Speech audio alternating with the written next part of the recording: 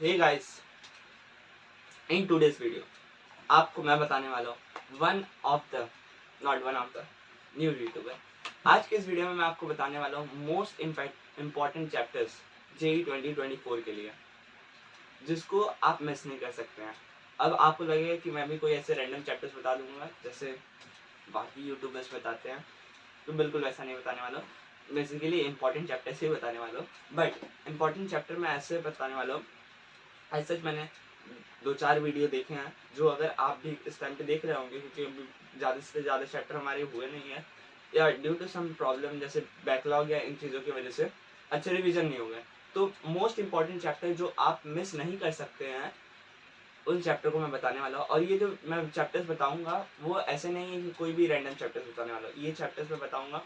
Basically पहली बात तो मेरे पास एक पीवाई की बुक है जो हमारी जेई के लिए है, फिजिक्स वाला की तरफ से। उसमें मैंने पहले छाटे वो चैप्टर्स के जो सबसे ज़्यादा हैं। उसके बाद बहुत सारे टीचर्स का जो यूट्यूब पे वीडियो आया, उनके मतलब बहुत सारे टीचर्स का जो वीडियो आया कि उनके हिसाब से मोस्ट इंपॉर्टेंट चैप्टर क्या है मैथ्स के लिए, फिजिक्स के लिए, केमिस्ट्री के लिए। फिर उसका इंटरसेक्शन निकाला कि जो सब में कॉमन आ रहा है, प्लस हाँ जिसका मार्क्स भी ज़्यादा है, प्लस ईजी टू स्कोर है, उन चैप्टर्स के बारे में। तो मैं उन चैप्टर्स की बात करने वाला हूँ। आपका ऐसा नहीं है कि आप ये वीडियो के बाद आपको फिर कोई देखना पड़ेगा वीडियो कि what is the most important chapter like this, ऐसा कोई। तो ये मेरी गारंटी है अगर आपने ये वीडियो देख लिया, क्योंकि अमाउंट ऑफ वर्क मैंने जो किया है ये निकालने के लिए ऐसे, क्योंकि ये मुझे मेरे काम के लिए मुझे पता है, क्योंकि मेरी भी प्रिपरेशन इतनी अच्छी नहीं है। तो मैं खुद इन चैप्टर्स के भरोसे ही पेपर देने वाला हूँ। और इन चैप्टर के भरोसे पेपर देने वाला हूँ, इसका मतलब ये नहीं कि मेरी प्रिपरेशन में ऐसा कोई कमी है, इसलिए क्योंकि ये एक सिंपल पाथवे है ना। अगर आपको पता है मोस्ट इंपॉर्टेंट चैप्टर के रिपीटेटेड पैटर्न, जैसे बाइनोमियल थ्योरम, मैट्रिसेस और डिटर्मिनेंट, इसके क्वेश्चन इंडिपेंडेंट होते हैं कोई और चैप्टर के मैथ्स पे, तो आप इस टॉपिक को क्यों नहीं कर लेते? इसका क्वेश्चन फिक्स पैटर्न में आता है क्यों नहीं करते? बाइनोमियल थ्योरम के क्वेश्चन फिक्स पैटर्न में आते हैं क्यों नहीं करना चाह रहे हैं? प्रोबेबिलिटी के फिक्स पैटर्न में आ रहे हैं तो क्यों नहीं करना? एप्लीकेशन ऑफ डेरिवेटिव आपको कम से कम 2 घंटे का एक लेक्चर है, 15 लेक्चर है अगर पीडब्ल्यू में, तो 30 घंटे का आपको 30 घंटे का सर मेहनत करा रहे हैं, 30 घंटे का लेक्चर दिखा रहे हैं एप्लीकेशन ऑफ डेरिवेटिव में, वो टाइम चला गया। अब अगर आप 2 घंटा या 3 घंटा निकाल के कोई ऐसा स्कोरिंग चैप्टर कर लीजिए जहाँ पे फिजिक्स में अगर ईएम वेव्स आप कर लेते हैं 4-5 घंटे में, तो भी आपका 8 मार्क्स बन जा रहा है, 2 क्वेश्चन मिलने वाले हैं, वो भी फिक्स पैटर्न के। तो आप वैसे चैप्टर क्यों नहीं कर रहे हैं? तो एक जो स्मार्टेस्ट बात है ऐसे पॉइंट पे भी, तो आप अपना लास्ट मोमेंट पे बिल्कुल ये अभी मैं ये बिल्कुल अश्योर कर देता हूँ आपको, ये वीडियो के बाद आपको और कोई वीडियो नहीं देखनी पड़ेगी मोस्ट इंपॉर्टेंट चैप्टर के बाद, क्योंकि मैं खुद जब इसी के लिए परेशान हूँ। तो मैं अगर मेरे पास आया तो मैं 100% इसमें कोई ऐसा चीज़ नहीं होगा जो मैं खुद, ये वही चीज़ है जो मुझे कोई और बताया होता है इतना डिटेल में। सो यही है। बेसिकली मैं बोर्ड पे लिखने वाला था, लेकिन ऐसा वो मार्केट नहीं है और चौक से इतना लिखा नहीं जा रहा है, इसलिए इस पर बस मोस्ट इंपॉर्टेंट चैप्टर जेई 2024 लिख दिया। और आपको अगर ऐसा लगे, क्योंकि मैं यहाँ चैप्टर्स के नाम रीडिंग करने वाला हूँ, मैं सोचा था कि इसको वीडियो के इस पर ही लिंक, मतलब ऐसे कुछ ऐसे बोर्ड पे लिख देता तो आपको फिर ऐसे मैं डायरेक्ट कर देता, लेकिन मेरे पास तो अभी लिखा भी नहीं है। इसीलिए मैं इस चैप्टर्स के पीडीएफ, अगर कुछ कमेंट्स आएंगे तो मैं ज़रूर उस चैप्टर की पीडीएफ में लगा दूंगा। चैप्टर की पीडीएफ ऐसे मतलब देख लीजिए, मेरे पास एक डायरी है जिसको मैं जूम करके दिखा दूंगा अभी। वो डायरी में मैंने लिखा है कि कौन से चैप्टर से कितने 2023 में कितने क्वेश्चन आए हैं, मतलब ऐसे 3 साल के ईयर में कितने क्वेश्चन आए 2000 से 21 लेके।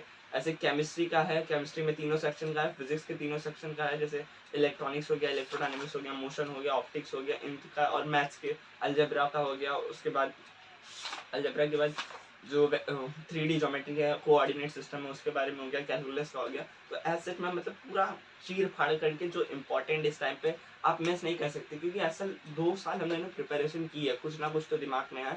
और प्रिपरेशन इसी बात पे की है कि एंड में जेई देना है। और अगर एंड में कोई प्रॉब्लम होने के बावजूद अगर हमें नहीं पता था, कोई मिस्टेक हो जाती है, क्योंकि ऐसा तो है नहीं, कोई हम इंसान ही है, मिस्टेक तो होती है, हम अपने मिस्टेक से ही सीखते हैं। तो मिस्टेक को लेके गिल्ट फील करते रहना सबसे बड़ा प्रॉब्लम यही होगा, क्योंकि आपको जब पता ही है, जब टाइम चला जाएगा तब आप बोलोगे मेरे को मालूम था मैं ये कर सकता था। क्योंकि अगर कोई ये इंपॉर्टेंट चैप्टर करके निकल गया है गेट तक, मैं उसकी भी लास्ट तक प्रिपरेशन खराब थी, लेकिन उसमें भी लास्ट में एंडिंग में मेहनत करके, क्योंकि मेहनत ही आपके हाथ में है। इसके बाद भी आपके पास हज़ारों ऑप्शन बचते हैं, लेकिन इस टाइम पे अगर आप मेहनत कर लेते हैं तो आप, क्योंकि एक मोमेंट पे आपको आगे जाके अपने लिए कुछ अच्छा करना है ना, तो अभी से ही आप चालू कर सकते हैं। अब मैं विदाउट वेस्टिंग ऑफ टाइम आपको मैं बताता हूँ यहाँ से चैप्टर्स के नाम, ठीक है, क्योंकि थोड़ा मोटिवेशन तो रिक्वायर्ड होता है ना, ये इतना भारी काम है, कोई बच्चों वाला काम तो है नहीं। ये सब चैप्टर को मिलियंस देखना, उसके बाद जो चैप्टर पढ़े हुए हैं उसको फिर वापस से कोई ऐसा तरीका निकालना जिससे रिवीजन होता जाए, ये सब बहुत ज़्यादा हाई काम, क्या बोल सकते हैं, हाई इंटेंसिटी वाला काम है। ऐसे स्टूडेंट ही स्टूडेंट के बाद समझ सकता है। तो मैं एक PDF ज़रूर लगाने वाला हूँ, और थोड़ा टाइम लगेगा बनाने में, फ़ोटो खींच के। हाँ, लेकिन हर सेक्शन का, तो आपको उसको टेंशन लेने की ज़रूरत नहीं। बेसिकली मैं आपको बताता हूँ क्यों ये इंपॉर्टेंट क्यों है, क्योंकि एक सर ने जहाँ से मैं बोला ना आपको इंटरसेक्शन, वहाँ पे लिखा था an hour of planning can save 10 hours of, क्या बोलते हैं, 10 आवर्स ऑफ डूइंग। मतलब अगर आप 1 घंटे की प्लानिंग करते हैं तो आप जो अगले 10 घंटे में कुछ भी अगर रैंडम चीज़ें करने वाले, उससे अच्छा अगर आप प्लानिंग करके करेंगे स्ट्रैटेजिक वे में, तो आप जो रैंडम चीज़ें करना है ना उससे, तो आप 10 टाइम अच्छा रिजल्ट करोगे। अगर 1 घंटे बाद प्लानिंग करके फिर 1 घंटा काम करते हो तो उसका 10 घंटे का आउटपुट आपके 1 घंटे में निकल रहा है, और ऐसे ही आपके 1 घंटे वाले 10 आउटपुट निकल गए रोज। तो यही पावर है। अपने आप को कभी भी मत सोचो मैं नहीं कर सकता हूँ, पॉजिटिव मेंटल इमेज रखना चालू करो बस, क्योंकि ये सबसे इंपॉर्टेंट है। अब मैं बात कर रहा हूँ मैथ्स में। मैथ्स के में अलजेब्रा में 2-3 सेक्शन है, जैसे अलजेब्रा है, कैलकुलस है, कोऑर्डिनेट सिस्टम है और मिसलेनियस चैप्टर है। तो अलजेब्रा की मैं बात कर रहा हूँ। अलजेब्रा में क्या क्या चैप्टर हैं, बाइनोमियल है, सीक्वेंस एंड सीरीज है, मैट्रिसेस है, कॉम्प्लेक्स नंबर है, डिटर्मिनेंट है, क्वाड्रेटिक इक्वेशन है। ये अलजेब्रा के चैप्टर है। अब आपको लगेगा सब करना है, तो ये बिल्कुल मत रखिए सब करना, क्योंकि मैं वही बताने वाला हूँ जो सबसे इंपॉर्टेंट है।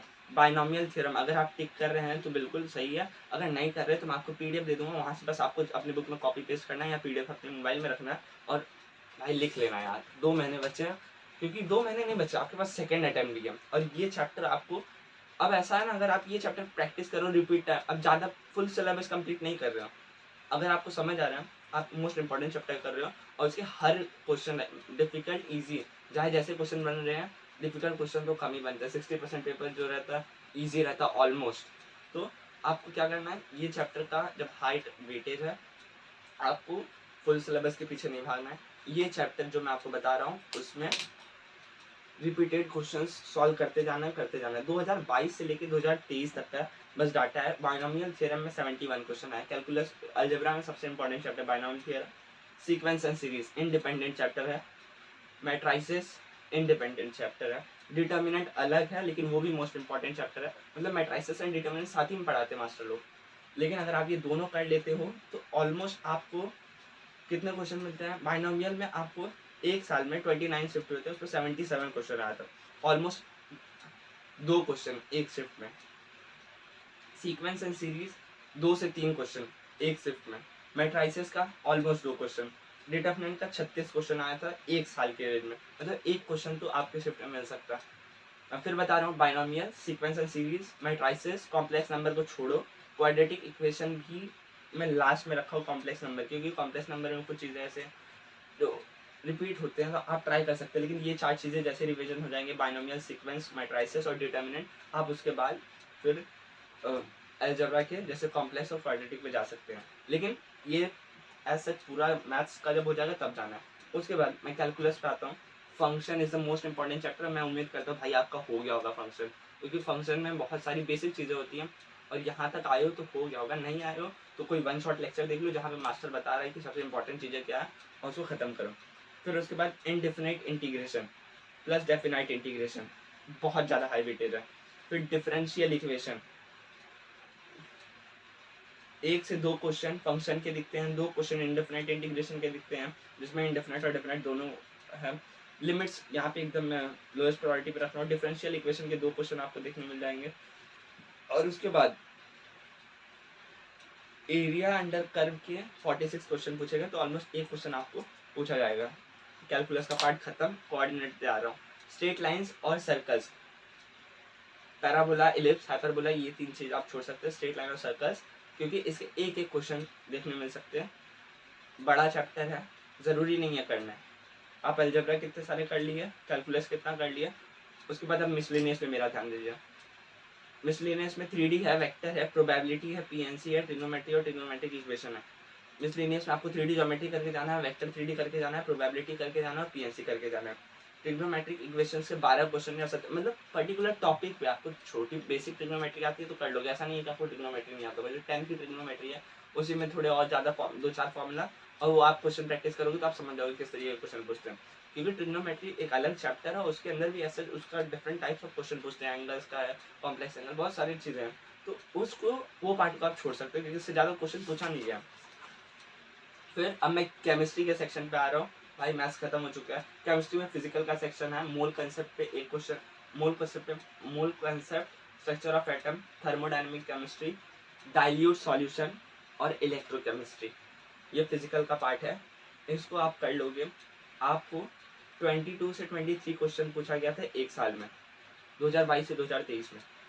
ये चैप्टर्स का जो मैं आपको बताया ना, पर्टिकुलर मेल नहीं, ये नहीं है बेसिकली, सॉरी, मोल कॉन्सेप्ट जो है उसमें 49 क्वेश्चन पूछेंगे, structure of atom 54 question, thermodynamics 53, dilute solution 54, electrochemistry 47।